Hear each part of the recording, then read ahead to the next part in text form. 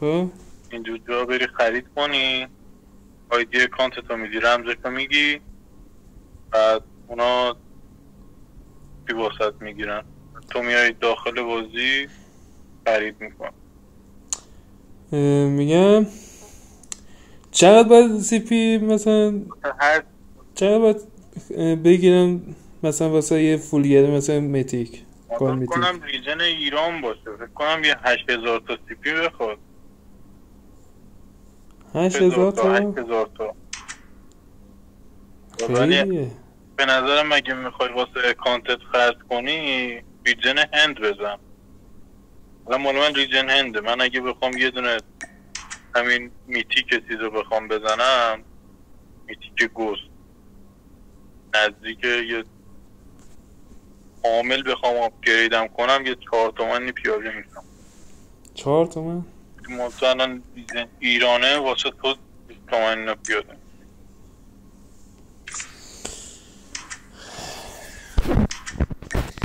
این یا چیزه رفیقمه که کش نکنه. رفیقت بود؟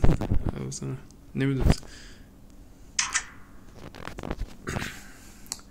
پس ریجن ایران 8000 تا سی پی میخواد مثلا یک گردونو بزنه.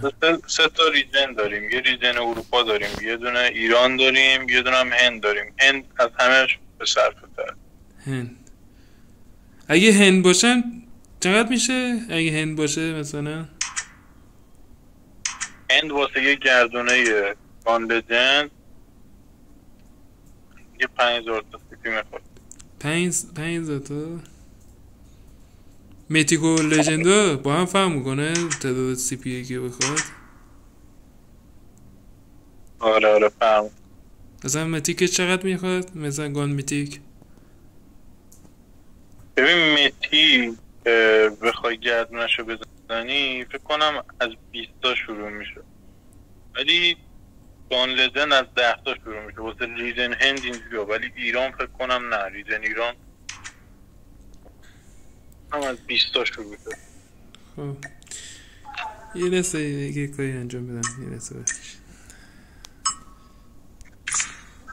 داشت یه لحظه برو اینفو نگاه کن. یه لحظه داداش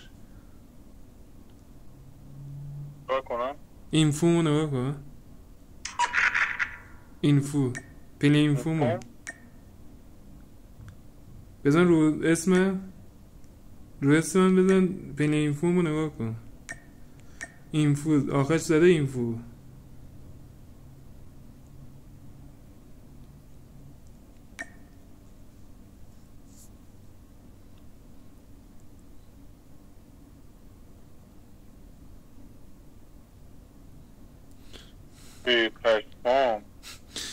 داداش حالا این به کنار، ولی ریجن ایران با هند یکی شده. یه چیز بگم، ریجن ایران و هند یکیه دیگه.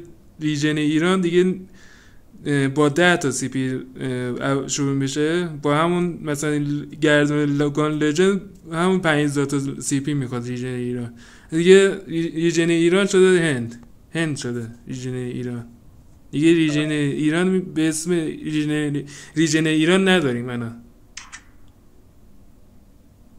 چیزی به اسم ریجن ایران دیگه نداریم. ریجن هنده کلا، همه ریجن هنده. دورم داری؟ نه نداریم کلا. هر اکانتی هم بسازی ریجن هند میشه دیگه، ریجن ایران نمیاد داداش. نمیدونم حالا فهم خواستم ایسکاتون بگیرم دیگه، همین دیگه. ایسکامون خوب گرفتی. فهم خواستم ایسکاتون منم که فاز معلمی برداشته رفتم پای محمد دارم فقط میگم.